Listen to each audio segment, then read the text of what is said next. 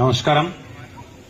చాలా రోజుల తర్వాత ఒక మైండ్ మీదకి వచ్చి మాట్లాడే అవకాశం వేదిక మీద ఉన్న పెద్దలందరి ద్వారా కలిగింది.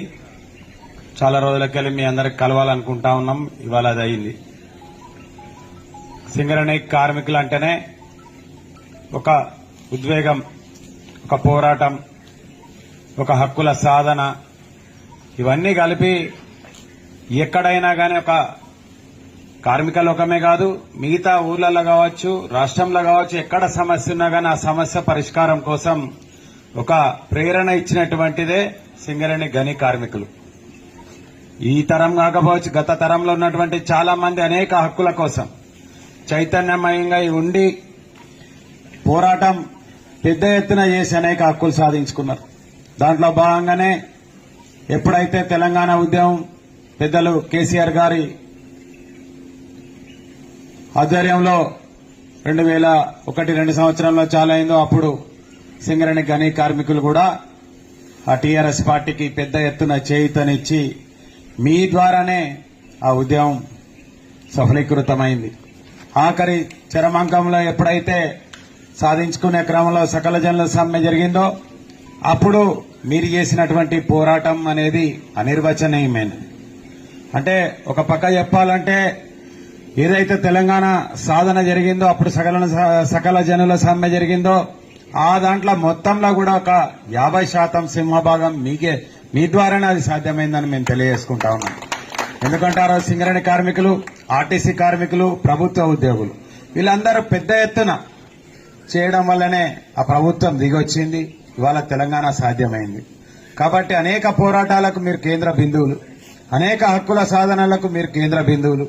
అట్లాంటి మీరు గత ప్రభుత్వం వచ్చిన తర్వాత 10 ఏళ్ల కాలంలో టీఆర్ఎస్ హయాంలో జరిగిన అనేకమైనటువంటి హక్కుల సాధనలు జరిగినాయి.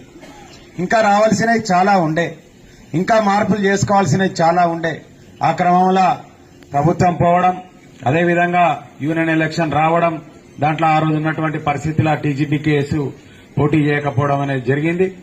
వాస్తవానికి ఇవాళ సింగరేణి కార్మికులకు ఒకప్పుడు టీబీజీ కేసు అంటేనే ఒక ఆత్మలాగా ఉండే. ఇవాళ టీబీజీ కేసే తెలంగాణ సాధనలో కూడా ముందు భాగంలో ఉండి పోరాటం చేసి వాళ్ళ అనేక హక్కుల పరిష్కారం కోసం, కార్మికుల సమస్యల కోసం వాళ్ళు కృషి చేసినటువంటిదే. కానీ కొన్ని కారణాల వల్ల దూరాలు జరిగినాయి. మళ్లీ మీరందరూ కూడా ఇప్పుడు ఆలోచన చేసుకోవాల్సిన అవసరం ఉన్నది. మీరందరూ కూడా ఏ పరిస్థితులలో మనం దూరం అయిపోయినాం, ఎందుకు ఇవాళ కలవాల్సిన అనివార్యం ఉన్నది. ఇవాళ అనేకమైనటువంటి హక్కులు పోతా ఉన్నాయి. మీరు చూస్తా ఉన్నారు ఇక్కడ ఎవరి రాజ్యం నడుస్తా ఉన్నది. కార్మికులదో, కార్మికుల సంఘాల రాజ్యాలు నడుస్తలేవు. ఇప్పుడు ఏమైనా గాని ప్రభుత్వ ప్రతినిధులు, ఎమ్మెల్యేలు వాళ్ళ రాజ్యమే నడుస్తా ఉన్నది. ఇవాళ ఏ ఒక్కరికి క్వార్టర్ కావాలన్నా, ఏ ఒక్కరికి సమస్య పరిష్కారం కావాలన్నా గానీ క్యాంప్ ఆఫీసుల చుట్టూ తిరగాల్సిన పరిస్థితి ఉన్నది. ఇవాళ యూనియన్ ఆఫీసుల చుట్టూ తిరిగే పరిస్థితి పోయి క్యాంప్ ఆఫీసుల చుట్టూ చేరే పరిస్థితి వచ్చిందంటే మనం ఏ విధంగా పోతా ఉన్నామని ఒకసారి ఆలోచించుకోవాల్సిన అవసరం ఉన్నది.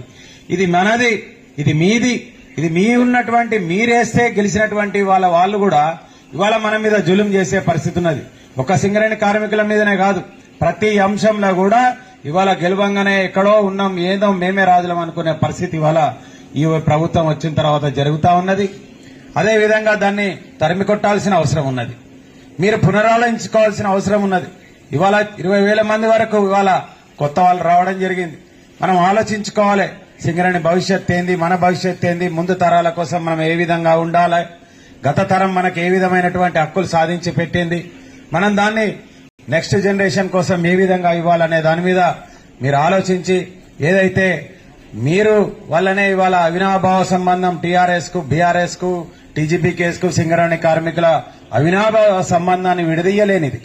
మనం ఒకసారి తండ్రి కొడుకులం అలుగుతాం కావచ్చు, కొన్ని రోజులు మాట్లాడుకోం కావచ్చు, కానీ మళ్లీ అనివార్యంగా కలవాల్సిన పరిస్థితి మనకు ఉంటది. మీరు మనము అందరం కలవాల్సిన అవసరం ఉన్నది. అదేవిధంగా ఇవాళ పెద్దలు కేసీఆర్ గారు పెట్టేటువంటి పార్టీ పుట్టి 25 సంవత్సరాలు రజతోత్సవం జరుగుతా ఉన్నది. దానికి రేపు అనేక పెద్ద ఎత్తున కార్యక్రమం జరుగుతుంది. కాబట్టి కేసీఆర్ గారి పిలుపు మేరకు మీ వద్దకు మేము రావడం జరిగింది. మిమ్మల్ని ఇవాళ లెవెనింగ్ లైన్ మైన్ ద్వారా ఇక్కడ ఉన్నటువంటి రామగుండం రీజన్ కార్మికులందరినీ కూడా ఈ వేదిక ద్వారానే అందరినీ కూడా మేము ఆహ్వాన పలకడానికి వచ్చినాం. దయచేసి మీరందరూ కూడా తప్పకుండా సభకు రావాలని చెప్పేసి కేసీఆర్ గారిని ఈ యొక్క మా బీఆర్ఎస్